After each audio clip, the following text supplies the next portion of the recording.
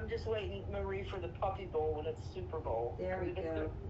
If the Eagles win, I won't be able to turn on the TV for a month for local anything. All right. This is chapter 4, verse 1. Hear me when I call, O God of my righteousness. You have relieved me of my distress. Have mercy on me and hear my prayer. How long, O sons of men, will you turn my glory to shame?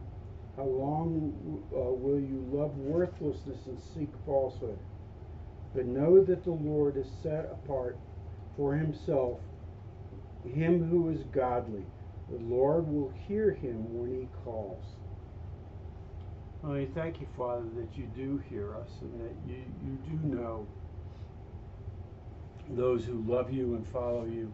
And we pray, Father, that you would help us to truly trust in you and to grow in our faith and to grow in our understanding and in just in our relationship with you, that we would honor you and glorify you with our lives. And it's in Jesus' name we ask these things. Amen. All right, well, so last time we were in John chapter 4, and we kind of concluded the story about Jesus and the woman at the well. And if you remember at the end of that, the disciples had come back from getting food. They'd gone into the village or the town to get food. And that was all while Jesus was talking to the woman, the Samaritan woman. And they were amazed that Jesus was even talking to the woman. They didn't know about what. They didn't ask. They were just shocked that he was talking to her. But the woman was excited about meeting Messiah when she finally realized that's who Jesus was. And you remember she had to race and go tell everybody else. And it didn't even matter that she was shunned by people, and it could risk, she was risking further humiliation and everything else, and having it flaunted in her face that she was a shunned woman and all that kind of. She didn't care. She just ran off to tell everybody. And it turned out that the men in the village, listened to her enough that they decided they had to go for themselves to see.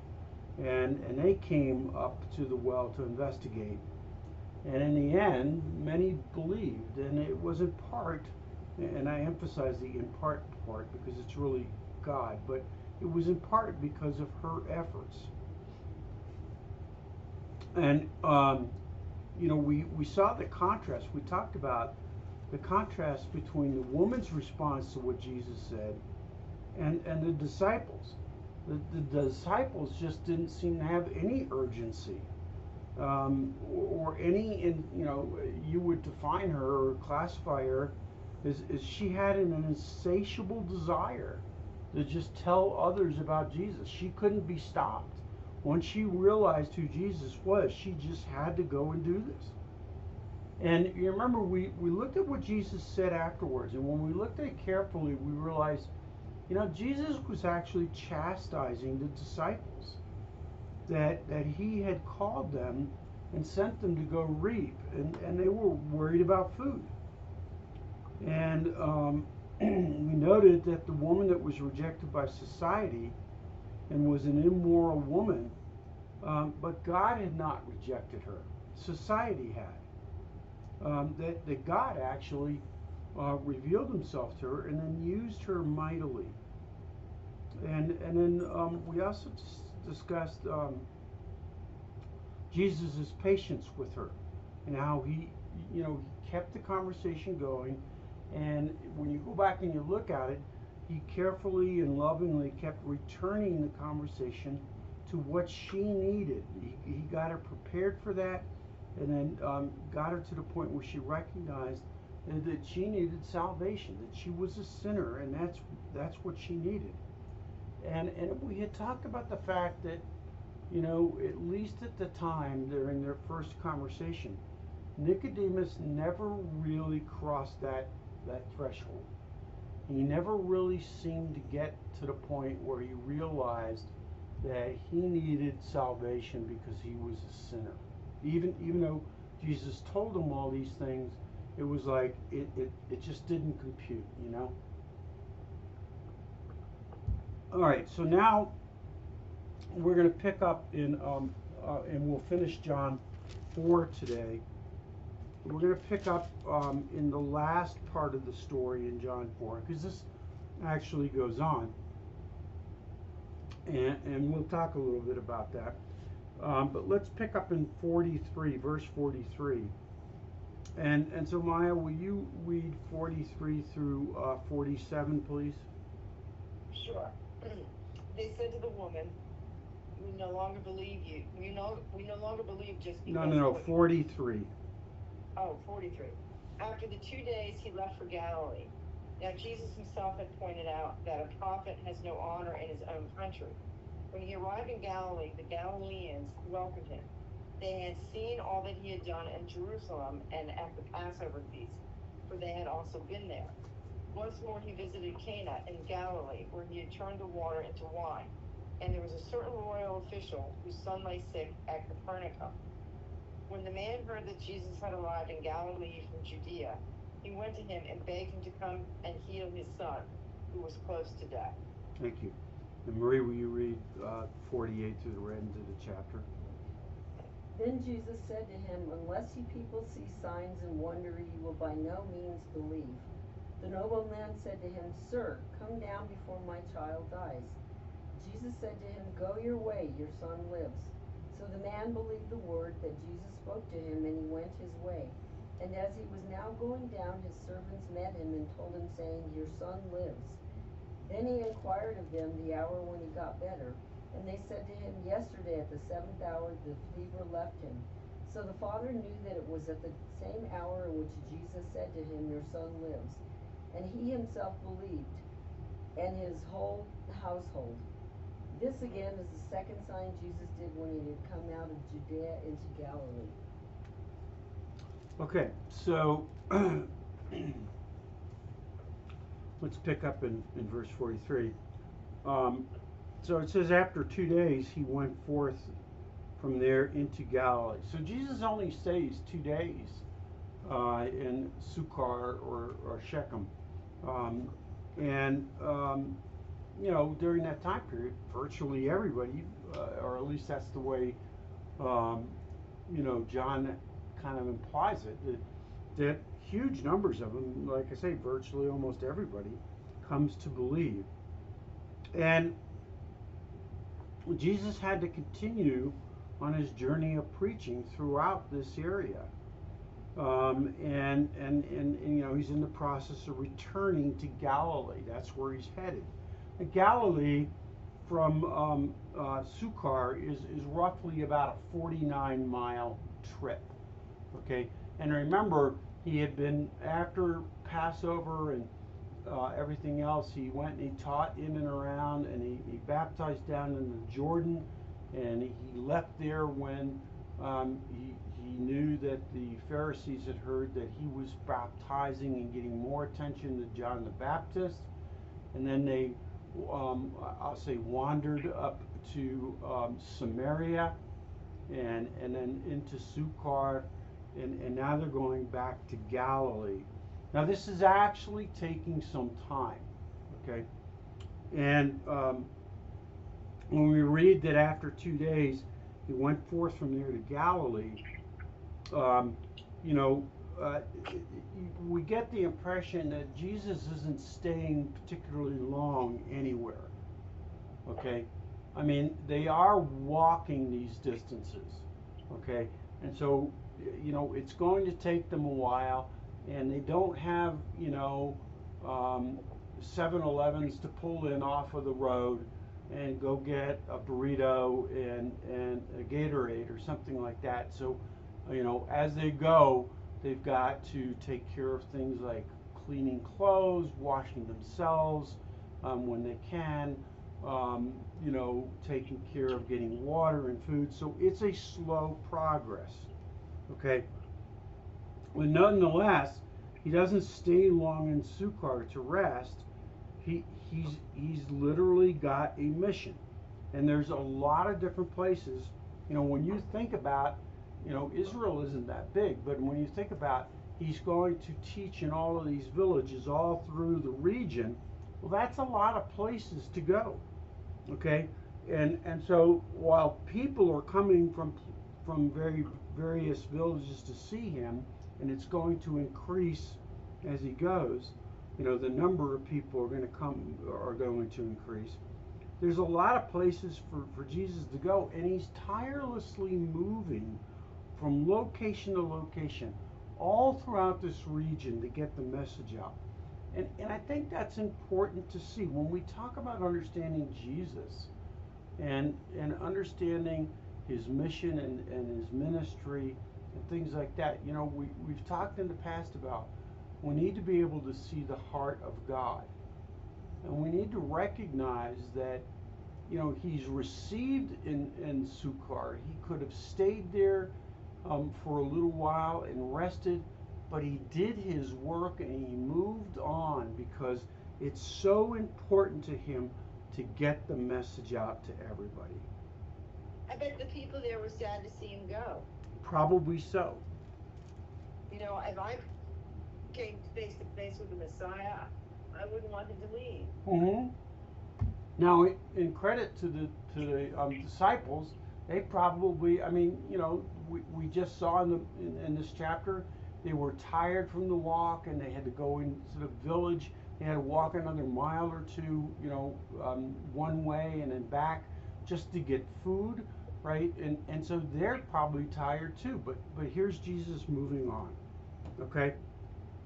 And so notice that it says in verse 44, for Jesus himself testified that a prophet has no honor in his own country.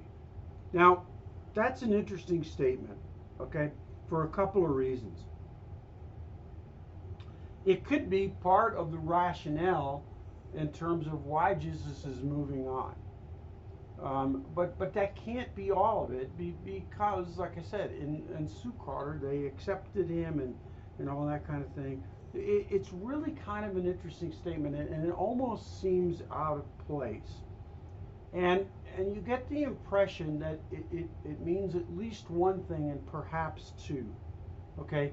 And the idea behind that is that while Jesus is going from these villages to villages and towns to town in and around Galilee, okay, he's not really given the honor in his own area, okay? Now, Nazareth was in Galilee, okay, or just outside of it, between there and Samaria. And so some people believe it's a reference to the fact that he wasn't really accepted as a prophet of God, if you will, in this region. And so he just kept moving on. It in my mind, I read this and I think, well, one of the things we've done is we've already read a little bit of Matthew, and we know that while he was going through the region first, before he went down to Jerusalem for Passover, is apparently when he went back to Nazareth and he was rejected. And that was in Luke, if you remember. Okay, but we picked it up and we talked a little bit about that when we were looking in Matthew chapter 4. It could be a reference that while he was going through all of Galilee, he didn't go back to Nazareth. That episode has already happened. Okay? Now, both Matthew and Mark make use and and utilize this phrase that a prophet has no honor in his own country, and at different places you can go find that in their Gospels. And it could very well be that they're referring also to the fact that Jesus wasn't really fully accepted in Galilee. Even though it's commonly said that Capernaum and Galilee were the regions where where he focused a lot of his teachings. Okay, it could mean that he wasn't really fully accepted there. It could very well mean both, that he wasn't fully accepted, and the incident at Nazareth where he taught at the synagogue and they ran him out had already happened. Okay, but it puts a real a shadow, a feeling onto all of his teaching in this region, and of course about what's about to happen. Okay, and so this is kind of, I think, a foreshadowing statement and a summary statement, if you will. Okay, in other words, to put it really simply, it would appear, and we'll see this in a second, okay, that Jesus is really accepted more as a miracle healer and not as Messiah. Okay, and certainly not as Son of God. Okay, so we go on to verse 45. It says, so when he came to Galilee, the Galileans received him, having seen all the things that he did in Jerusalem at the feast, for they themselves also went to the feast. Now remember, when he went down for the feast, it was Passover, and the week after, the Feast of Weeks, the Feast of Unleavened Bread, as it's often called, that's one of the mandatory times to be in Jerusalem for the men. So when it says the Galileans received him because they saw the things that he did at the feast, at least a large number of the men, the able-bodied men, had come down to Jerusalem for that feast, and maybe some of them brought their families, maybe more, that type of thing, and they had seen the miracles. Okay, but notice it doesn't say anything really much more than that they received him. Now some translations will actually have they welcomed him. Okay, now the feeling here is that they received him, they welcomed him. Okay, but it's not really the same thing as when that woman went running into Sychar and said, hey, I've met Messiah, and they all went running out to visit him. In fact, the word here in verse 45, when it says received or welcomed him, is the komei, okay, in the Greek, and it means to receive, to take with the hand, in the sense of a reception. Okay, now if you remember all the way back in John chapter 1 when we read that, in verse 12, the word that John uses twice in that verse for receive is lobano, and it means to make one their own, to accept or to associate with one. And figuratively, it means to accept one as he professes to be. Okay, now that verse, if you remember, was simply this, and it's verses 11 and 12 in John chapter 1. He came to his own, and his own people did not receive him. But to all who did receive him, who believed in his name, he gave the right to become the children of God. So the word here that John uses in verse 45 of chapter 4 is really meant, hey, they were receptive to him, they welcomed him. But in chapter 1, he said those who accepted him for who he was, those are the ones he gave the right to become the children of God.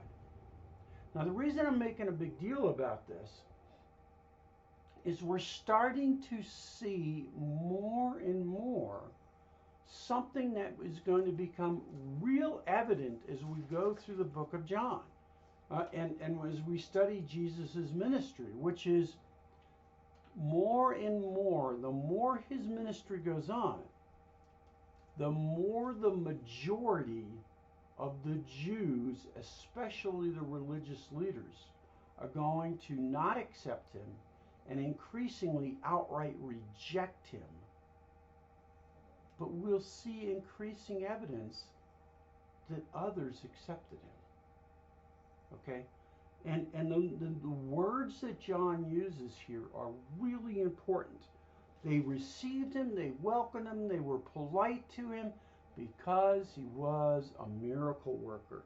Because they saw the things that he did at Jerusalem at the feast. Now remember, when John wrote about that, okay, back in the end of chapter 2, I think it was, okay, he said that Jesus didn't give himself fully to the people because he knew what was in them. Okay? And so this is the background of what's happening. Jesus recognizes that they're being polite, they're very receptive, they see the miracles, they think he's a miracle worker, but he understands that for the most part they're not accepting him as a Messiah. But that woman did. Now let's go on and see how this develops, because verse 46, John all of a sudden starts to change the nature of what he's writing about. Therefore he came again to Cana. This is kind of interesting. Most of the time we don't stop and think about the fact that Jesus came to Cana at least twice. Can I ask a question? Yeah. When you say that, the woman at the well knew him as the Messiah, well, he told her, didn't he? Yeah, and she accepted it. And she accepted it. Was he telling everybody else, or was he? I mean, wasn't he the first one? He referred to the temple as his father's house. Okay. Right. I'm just and think about what he told. Think about what he told Nicodemus. Uh-huh. Hey, if you can't accept the man, the Son of God risen up, you have to look up at me, or you can't be saved.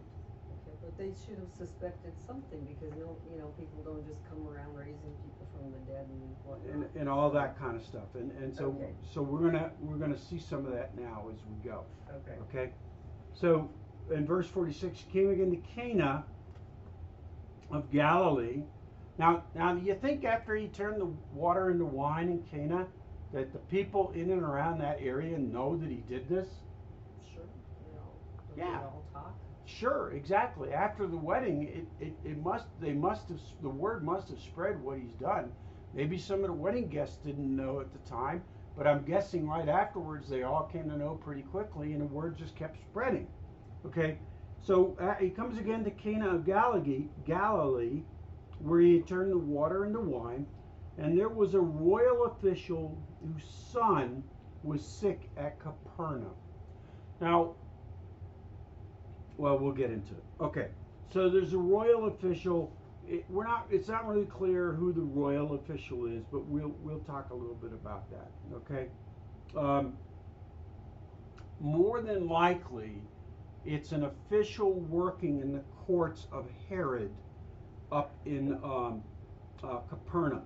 Okay, and when I say Herod, I mean Harrod Antipas, or he's officially, his name is Harrod Antipater, but he's referred to as Antipas. Okay, this is the son of Herod the Great. Okay, and he's tetrarch of the region of Galilee from 4 BC, that's right after his father dies, until 39 AD. Okay, now when Herod the Great dies in 4 BC, by the way, very shortly after he orders all the children in Bethlehem to be killed. Remember, we've talked about this in the distant past. Okay, that Rome broke his kingdom up into fourths. That's why Antipas is referred to as a tetrarch. He got 1/4 of the empire. Okay, and he chose or got the area of Galilee, and he sets up his court in Capernaum. That's where he ruled from. Okay? And so he's a big deal. He's the ruler of the whole region of Galilee. By the way, later on, when Jesus is going through his trials, and Pilate finds out that Herod Antipas, was in Jerusalem for the Passover, because he's the ruler of Galilee, and Jesus is a Galilean. That's why Pilate sends him up to Antipas for the trial. Okay, anyhow, and we'll come back to that. But anyhow, so he's ruling up there.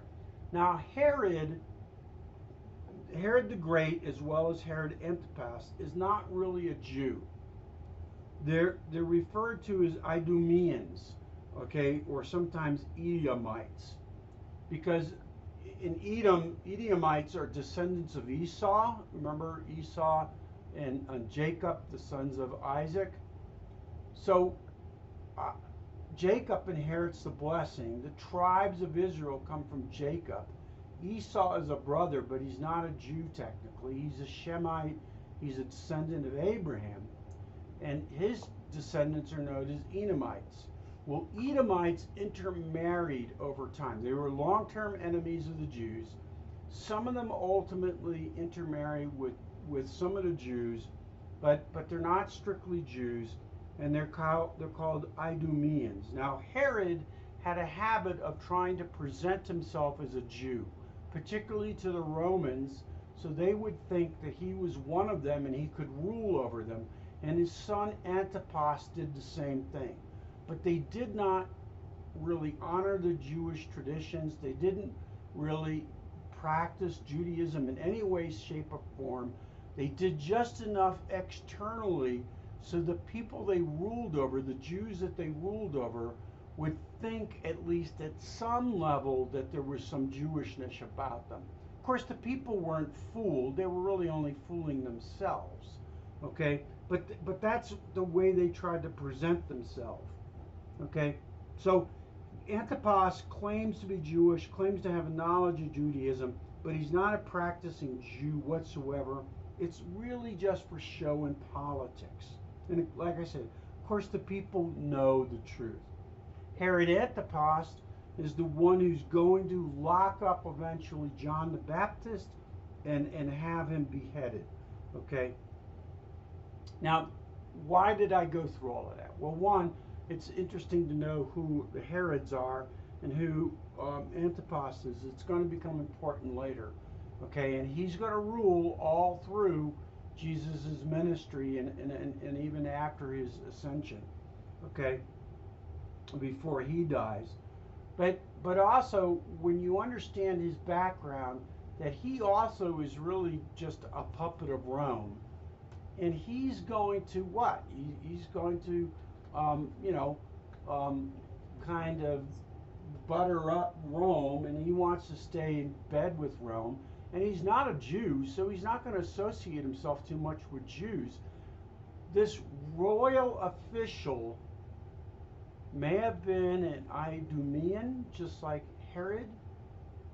He may have been a Greek focused Jew that really doesn't have much to do with his religion anymore. He could have been a Greek. He could have been a Roman. We don't know. Okay? My guess is he's not a hardcore practicing Jew, because if he was, he would never have served. He would never have lowered himself to serve Herod in his court. Okay? So what I'm trying to really yeah, go ahead. So is Herod over the Sanhedrin and the Pharisees and all that? No, they're they're independent. They're their own group. So They're they don't answer to him. They don't answer to Rome. Okay. They don't answer to anybody. Okay. They were allowed to maintain their religion as long as it didn't interfere with Rome's rule, governmental rule over the land. Okay. And they were unique in that way. Rome didn't typically do that, but because of the rebellions of the Jews, they tried to assuage the Jews by allowing them to practice their religion and have the Sanhedrin control Jewish life through the religion. Okay? Okay, so this royal official may be Gentile. He may have some Jewishness in his background, but he's not a practicing Jew in all likelihood. Okay, but anyhow, he's in Capernaum, where the royal courts are for Herod, and his son is truly sick. And in verse 47 we read, and when he heard that Jesus had come out of Judea into Galilee, he went to him and was imploring him to come down to heal his son, for he was at the point of death. Now that verse, I think, is really important. First, he sought him out. I mean, he knew about him. He sought him out. Okay, he knew about him. Why and how would he know about him? Because the people have talked. About what? The miracles that he did, changing the water into wine, you know. Perhaps. It is very possible that word of the water into wine didn't just go all throughout Cana. Perhaps it filtered further. There's got to be travelers between Cana and Capernaum. It's possible in Capernaum that they heard about that. You're absolutely right. What else? Well, I think that since he went to beg him, you know, mine says begged him. Yeah, we'll get to that. He knows enough about the Jewish religion that you know, whether he's just a miracle worker or truly the Son of God, he knows something is different. Well, look at verse 45. They received him, having seen all the things that he did at Jerusalem at the feast. The word of the miracles that he did, whatever they were, we weren't told about any of them, okay? But the miracles that he did, okay, perhaps even the overturning of the tables, has spread. So this guy has heard of either the changing of the water to wine or of the miracles in Jerusalem. The word of Jesus is spreading. It's spreading so far, it's gotten into the courts of Herod. Okay? And that's what I think is worth seeing. Okay? That probably they don't have a lot of detail. Maybe they do, but probably they don't have a lot of detail.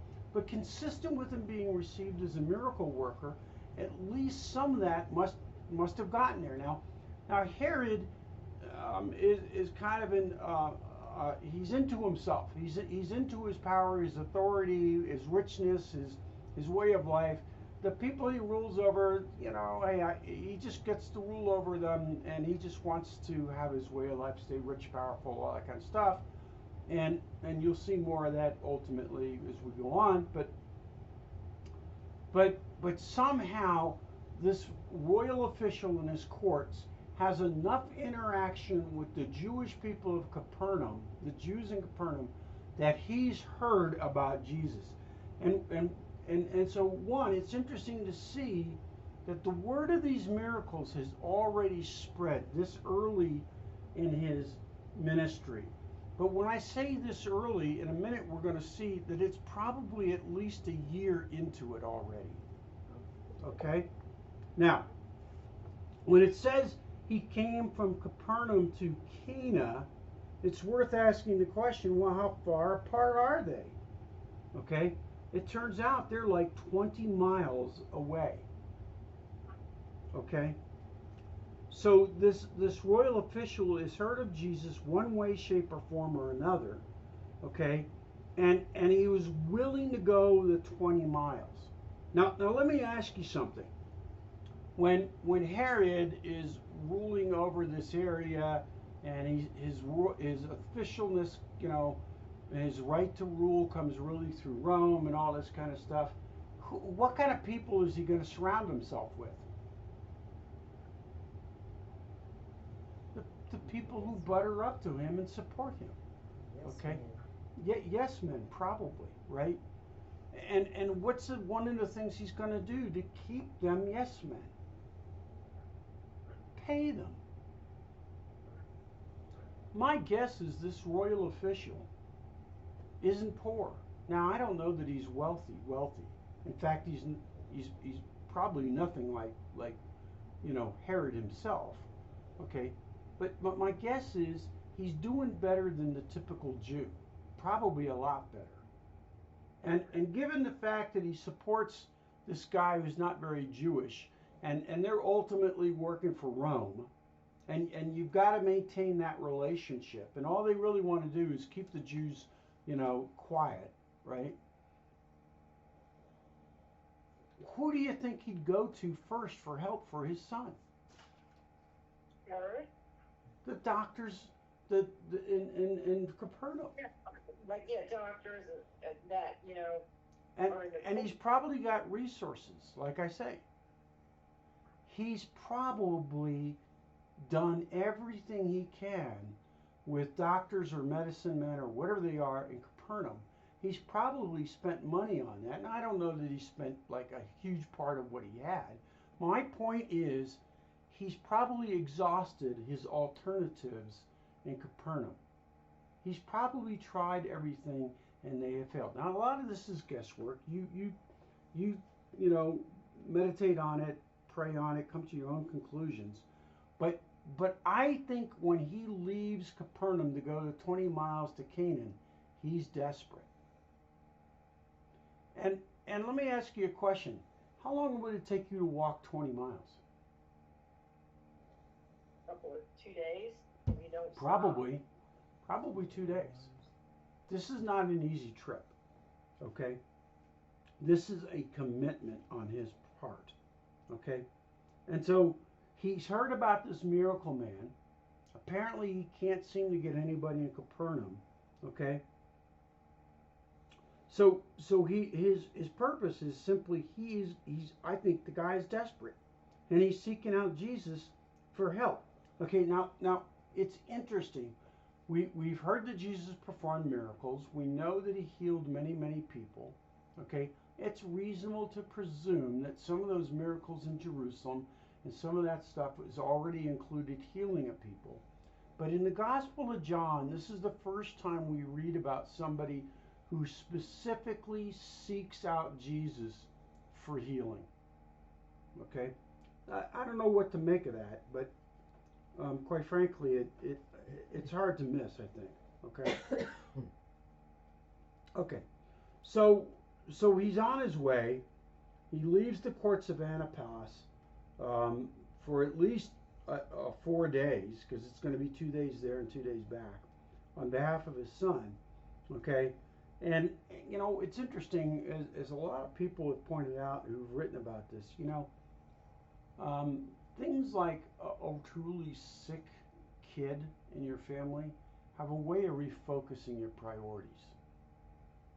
Okay?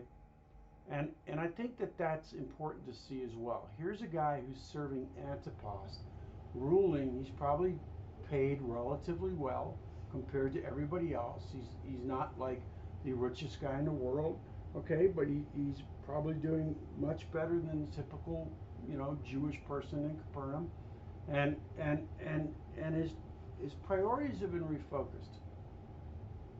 It's not really so much about making money. It's not so much about serving Antipas. It's not so much about status. It's not so much about any of those things anymore.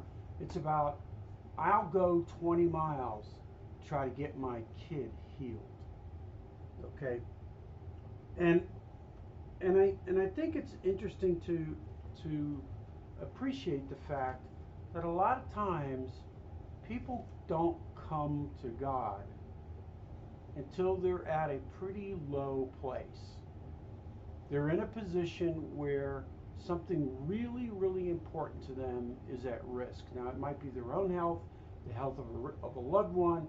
It might be that their own life has crumbled so far that they can't get out of it. But they've reached rock bottom. And here's this guy's kid that's dying. He's tried everything.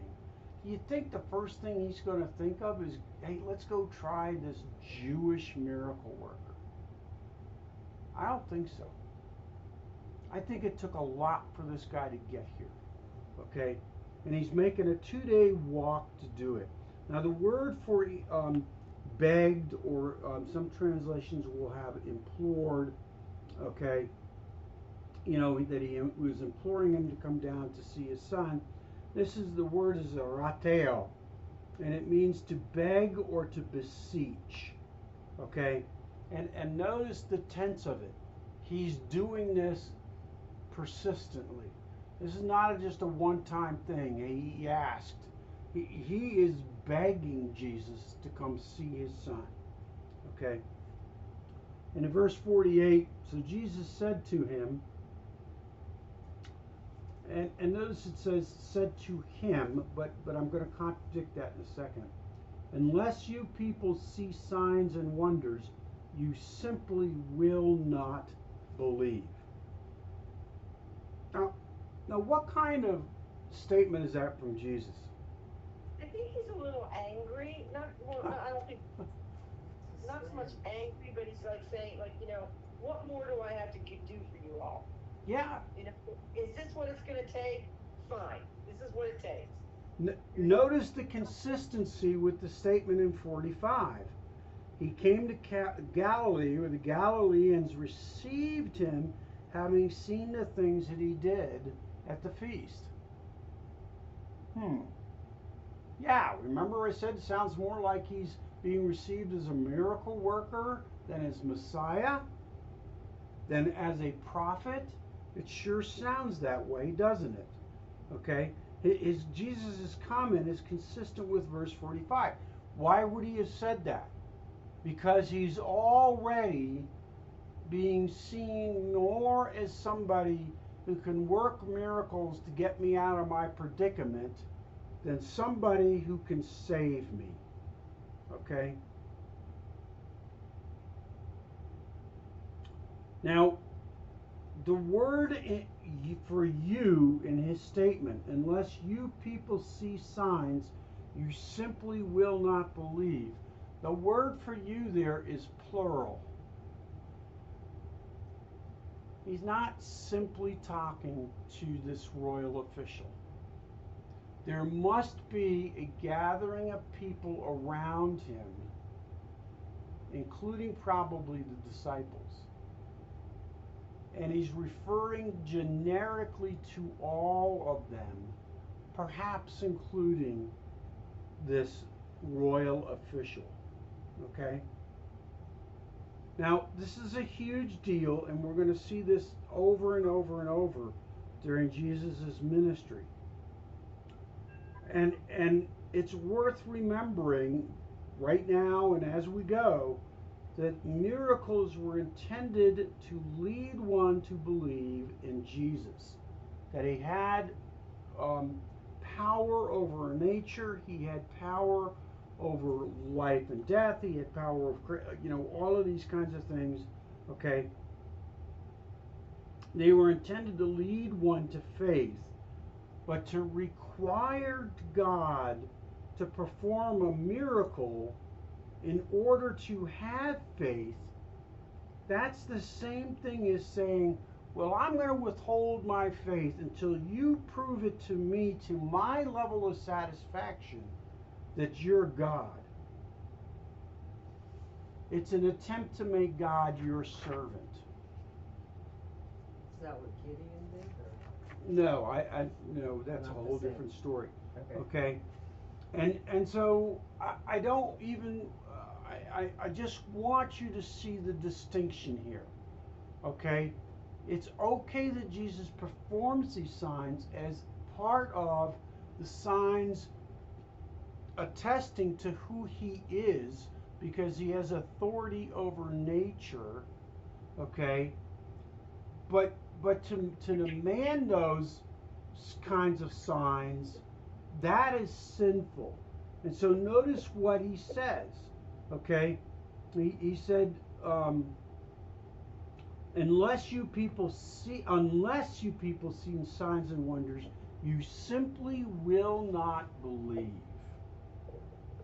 And so when we look at that statement and we say, yeah, it sounds like he's kind of ticked, okay? There's no doubt about that, okay? He really is, okay? Now, remember that it's in Matthew chapter 16, verse 4. We'll probably get to it later. He told them, Jesus said this, an evil and adulterous generation seeks for a sign, but no sign will be given to it except the sign of Jonah. Jesus wasn't doing these things just for their benefit. I'm sure there's a level of compassion and everything else in him that he wants to see them healed, he wants to see them healthy and everything else. But they were to lead the people to their true belief and understanding in him. And already the indication is that's not what's happening. So Jesus tells them, really this kind of harsh comment. And what's the royal official's response? He says in verse 49, yeah, come to my house before my child dies. What is he saying? He believes that he can do it. He believes that he can do it.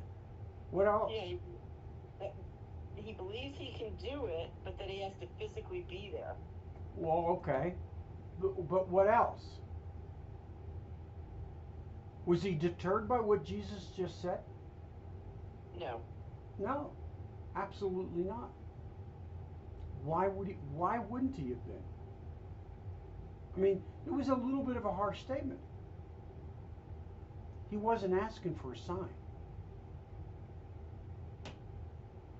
Jesus said, unless you have signs, you won't believe. This guy, like I said, he may very well have been a Gentile. Okay, he's certainly not a practicing Jew, a Jew practicing Judaism, a hardcore Jew. If he's up in Capernaum and he's working in Harrod's court, okay, he's not deterred. Okay, the man says, "Hey, look, hey, come on down and heal him." And in verse 50, Jesus said to him, "Go, your son lives." Now that's important. I'll come back to that in a second. The man believed the word that Jesus said to him and started off. What did Jesus do? Nothing. Nothing. So this guy truly, so are you getting at this guy believes he's got the Messiah? What did he do? Nothing. The man turns around and leaves. So he must believe him. Did he say to him, I came 20 miles? Please, give me some evidence. I'm begging you, I've been imploring you. And when Jesus says, your son lives, go. The guy just goes. He heard. Here's my thought, right? Jesus just got done and said, hey, you people just won't believe unless you see signs. The guy heard him and understood. I'm not going to ask for a sign. Okay. In other words, the guy had a choice to make. He could have said, yeah, but Jesus, you're not even there. You're not even at the home. You're not even with him. How do I know? Because it's going to take me 2 days. I mean, by the time I get back, right? He just turns and goes. He could have asked for proof, or he could believe. He had to choose. Okay? Now, this could not have been an easy decision. He was willing to walk 2 days. He probably tried everything he could in Capernaum. He probably brought in all these doctors. He's desperate. He's imploring him, okay? And Jesus gives him nada.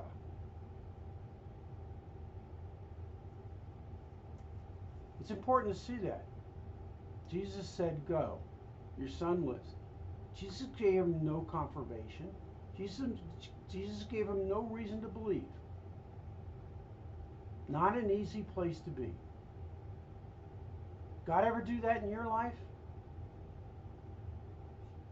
Basically say, trust me, and give you no evidence and just say, trust me? Yeah, that's the way God works. And notice this guy's reaction is he has to make that decision. And he begs him, and Jesus says, "Go, your son lives." And the man believed the word, and he started off. Okay, that's good enough for me. He just left. There's a huge statement there. Okay? And it comes right after Jesus is making that warning just a second ago to all the people around, you need to see a sign. And what does this guy do in front of everybody? He demonstrates faith. He's a model. He didn't ask for anything more. Jesus reprimands these people for... Isn't the fact that he heals the child a sign? This guy is 20 miles away. Oh, yeah. Okay. He doesn't have a cell phone. Yeah. Okay? I want to look, though, at this verse just a tad for a second. What did Jesus say? What is the guy asking him to do? Save his son. No. Heal his son. Heal his son. Sorry. What did Jesus say? Your son lives. That's a difference, doesn't it? Yeah. That's a difference. What did Jesus just say in front of all these people? I have power over life and death. You think I'm a miracle worker? Your son lives. Now Jesus is doing something here that's truly impressive. And Maya, you hinted on a second ago, from 20 miles away. There is no doctor who can ever claim that without making up some kind of medicine, without making up some kind of paste, without making up some kind of whatever, or chanting or whatever, or, however pagan it might have been. They always were there, and they always applied a salve or something. They did a ritual. They did some kind of something. They did some kind of a sacrifice. They did something. They whatever it happened to be. Okay? No physician can ever say that without doing any of that, without a potion, without a salve, without any kind of ritualistic thing, that they cured somebody from 20 miles away. And Jesus says he lives.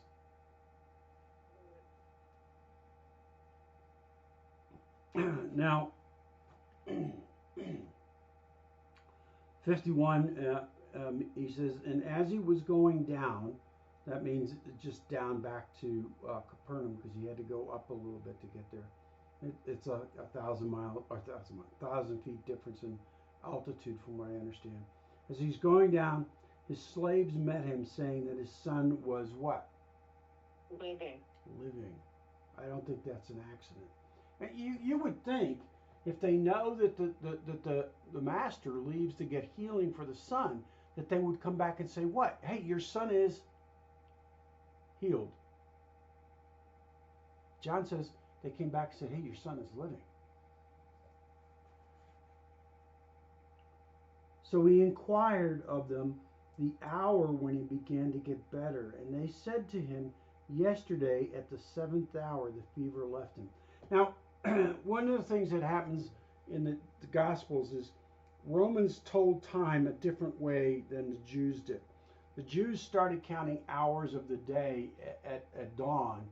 The Romans did it at noon. So this is either 7 o'clock at night Roman time, or this is about 1 o'clock in the afternoon Jewish time. I'm pretty sure it's 1 o'clock in the afternoon Jewish time. But again, you come to your own conclusion. So somewhere around 1 o'clock probably in the afternoon, the fever left him. Now, I'm personally convinced that the official asks this question mostly because he wants to I think he already knows the answer. I think he knows about when he approached Jesus. I think he knows when he had the conversation with Jesus. And I think he's just confirming, hey, I'll bet the kid got better exactly when Jesus said he would. Okay? I don't think he's asking out of curiosity. I think he's confirming. I'll bet. I'll just bet. Okay?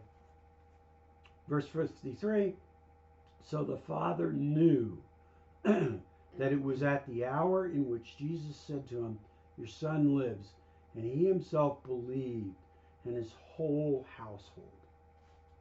Now, the father knew, and you're right, Maya, he was ultimately granted the sign. But it was after he stepped out in faith. Isn't it interesting how often, and keep an eye out for this, that people will come to him asking for a sign, and Jesus will say, I'm not going to give you a sign. And then, while they don't recognize it, he's going to give them the sign. But the sign was after the guy had faith.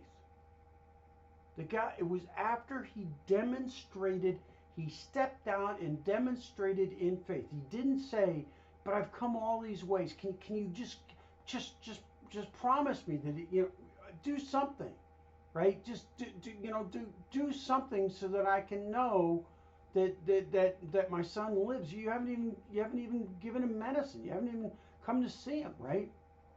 The guy just left. Was it like Abraham? He trusted God and it was counted as righteousness. And the same thing works today. God asks us to demonstrate our faith first. Now, he may have already done what we wanted. We may not realize it, okay? But he asks us to demonstrate our faith first, okay? And the question for us... I'm trying to, for me, it brings back a very personal thing to me. Like, you say, in faith, neither here nor there, the outcome, the potato head is gone. But I will never forget driving back from, visiting him in the hospital when, basically very early on saying, he's dead. He's not going to make it, okay? I was hysterical in the car driving, absolutely beyond hysterical.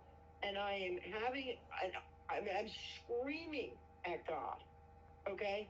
Crying my eyes out, saying, how? Why? How can you do this to two innocent children who will never have a father? Funny thing is now they truly don't. But anyways, I said, if you don't prove to me, show me a sign, you will lose me, and I will never speak of you to my children again. And then the next day I go in there, and the nurses tell me they had coded him. They can't believe it. He was gone for 8 minutes. And yet here he is. I was just like, holy crap. He wasn't joking. He heard me, and this was the sign. Am I taking this the wrong way?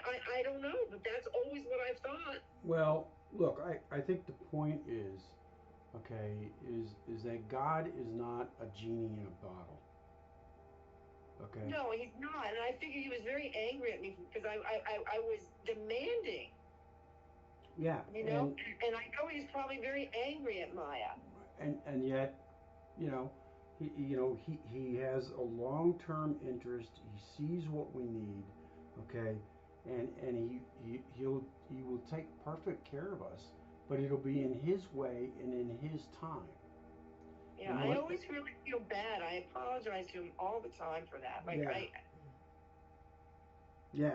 And so this guy really demonstrates incredible faith, and he did it in front of all of those people that were there at Cana, and the disciples. Okay, now when we think about this, okay, and like I said, he got a sign, but it was in God's time, and it was in his own way. God had mercy and compassion on him. Okay, but God demanded that he have faith first. Okay. Now, if you think about it, the woman at the well did the same thing. She kept asking, she kept talking to Jesus.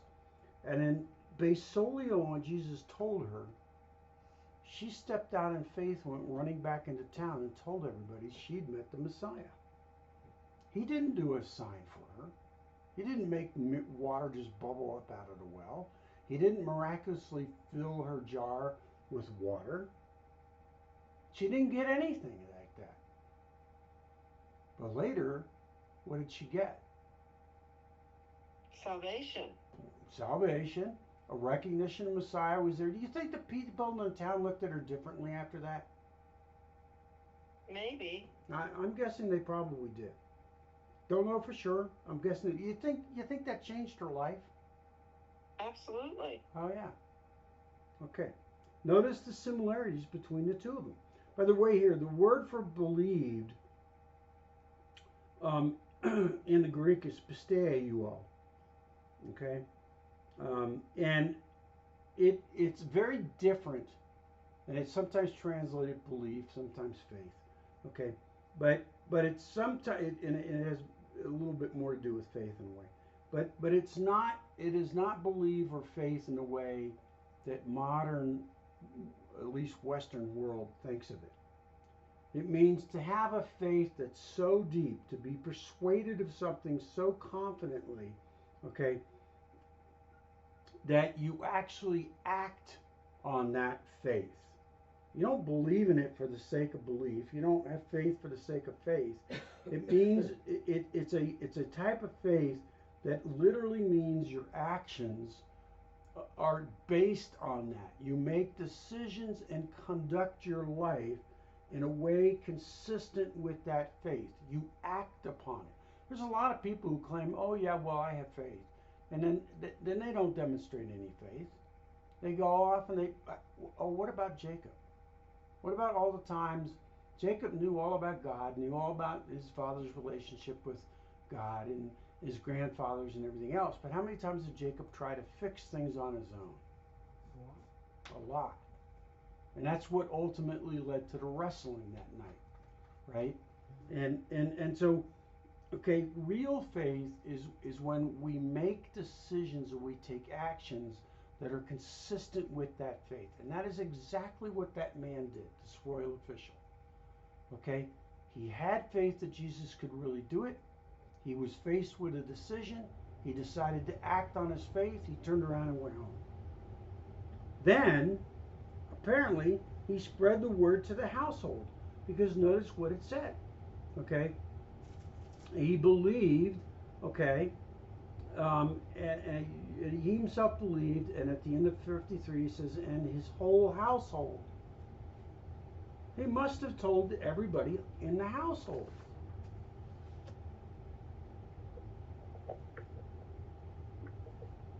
Now John goes on to say, this is again a second sign that Jesus performed when he had come out of Judea of Galilee. So this is the second sign. Remember, we had talked about, because when he turned the water into wine in chapter 2, John the Apostle wrote that Jesus performed 7 sign miracles. The first was water to wine, and the second was the healing of the nobleman's son. This is the second one. Why is this a sign miracle? Because it was from a distance. Okay? And this is an incredible miracle. Now, it's interesting because, again, most people probably don't realize this. Where is Jesus when this all happens? 20 miles away. Cana. The first 2 sign miracles are in Cana. Not the first one, the first 2. The man represents one who believed and had faith in Jesus without the benefit of miracles, just like we're asked to do today. Proof comes after believing and being sealed with the Spirit.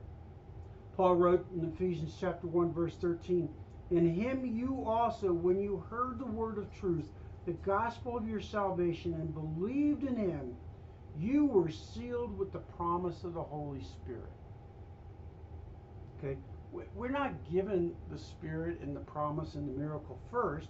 You believe first, and then the promises, and then the sealing. Okay? And when we talk about the woman at the well, and we talk about having a divine appointment, and Jesus came there specifically to meet her, Jesus came to this place in Canaan to meet that official every bit as much as he went to the well to meet the woman. By the way, every bit as much as he met with Nicodemus. And while it wasn't the main reason for overturning the tables, I believe one of the reasons he turned over the tables in the temple grounds was to get Nicodemus to come visit him. And when we think about it this way, we see Jesus' heart. We see his ministry being one of him pursuing people all the way down to the individual. Now, just like the woman at the well who believed and went off and told everybody in Sychar, and so many of them start to believe, the man goes back and tells his whole family, and the whole family, by the way, in this day and age, when they say the whole family, it probably includes all the servants in his household. Yeah, that's what I thought it meant with the household. It's all the servants. It's the whole household. Okay? So later on, we're going to read that Herod, when Jesus is sent to him to have an illegal trial, Herod was wanting to meet Jesus because of all he heard. You think there's any chance he heard it from this royal official? Wouldn't that be interesting? Somehow it got into his courts. And here's one point of entry. Isn't that interesting? Now think about the flow that John has been teaching us and showing us so far. After talking with Nicodemus, Jesus talks with the Samaritan woman who believed, and as a result, the whole village. Then the government official who comes from a self-centered, probably power, hungry, all of that kind of crap. And by the way, and Antipas, even though he sometimes seems like an inept kind of a guy, he could be pretty ruthless at times. Okay?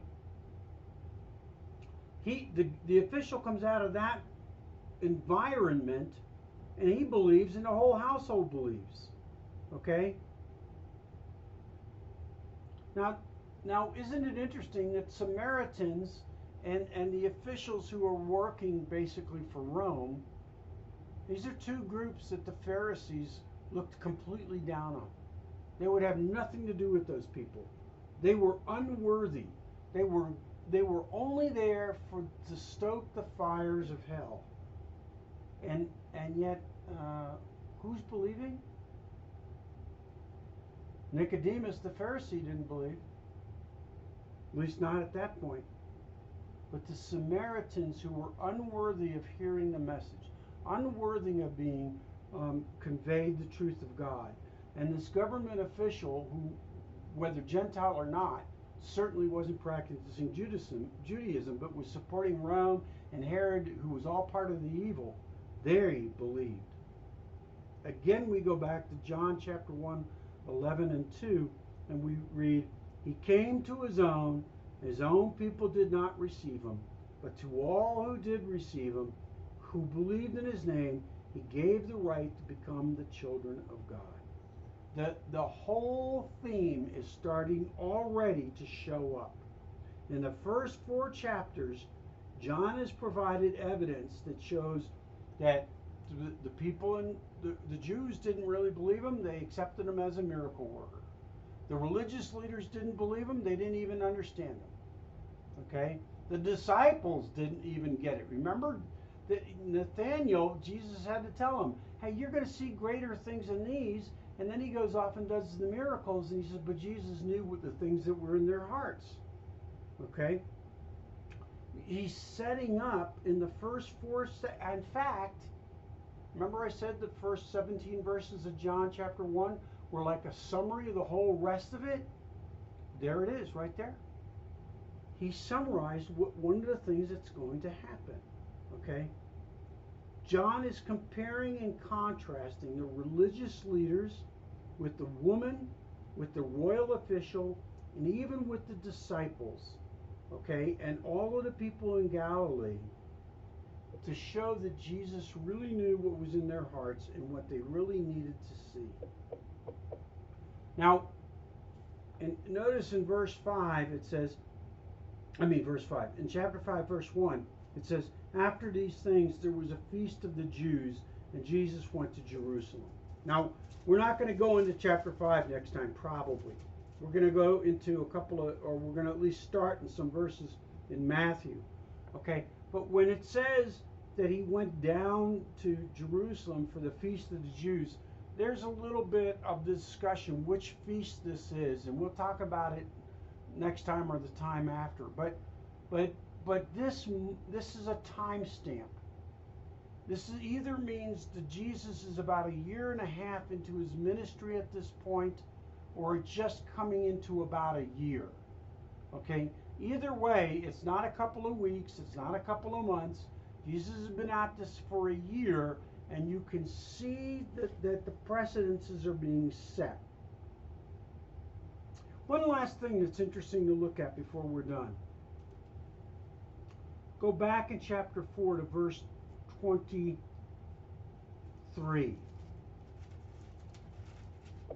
Jesus told the woman at the well, but an hour is coming, and now is, when true worshipers will worship the Father in spirit and truth. For such people the Father seeks to be his worshipers. God is spirit, and those who worship him must worship in spirit and in truth. I think in hindsight, when we go back, this is a pivotal verse. Did the woman worship in spirit and in truth? Oh yeah. So did the royal official. And the verse I link it up to is the verse in chapter 2 where Jesus had done the miracles. But in verse 24 of chapter 2 in John, but Jesus on his part was not entrusting himself to them, for he knew all men, and because he did not need anyone to testify concerning man, for he himself knew what was in man. Jesus knew what was in them. And he was looking for people who were going to worship him from the Spirit, from their inner being, in truth, in the truth of what he claimed and the truth of what God's word said. And this royal official and the woman at the well signified that. But look at the Jews in the area. I don't think it's an accident that he tells this woman at the well, you got to worship in spirit and truth. And that's what these two great examples are of this woman who just happens to be a Samaritan, and this man who probably is not much of a Jew or perhaps even a Gentile, compared to the people of Galilee, the Pharisees, the people in Jerusalem, so on and so forth. And I think even the disciples. The contrasts and the comparisons are really important. And like I say, we already see what's going to be happening, the foreshadowing, the outline of what his entire ministry is going to be. Rejected by his own, accepted by those who were willing to worship in truth and in spirit. All right. Any last comments or thoughts anybody has?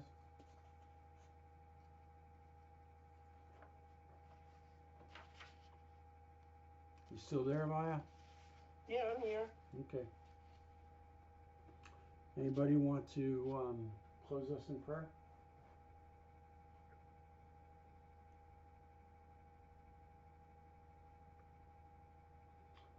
Father, thank you that you truly do want us to know. Because otherwise, why would you have recorded this? Why would you have directed your your servant, the Apostle John, to record this, which is, so, when we look at it, it is so clear. Not just in the one episode that we focused on today about this royal official who had real faith, but when we look at the entire progression of what John has captured for us, he told us what he was going to tell us, and he starts laying it out for us and giving us example after example. Father, we're truly humbled that you want us to know who you are, and you want us to step out in faith. And we ask, Father, that we would not be kind of people that ask for a sign, but that we trust just based on your word and the spirit that you've made dwell in us, and that we know in truth and in understanding who you really are, and that your plan is so perfect that we will trust your plan to be just that, perfect. And we won't ask for a sign, but we will faithfully go forward and represent you, like this official and like this woman, to all those around us who need to know you. Give us that faith, build us up in spirit, and give us the boldness to share with others who you are. And it's in Jesus' mighty name we ask these things. Amen.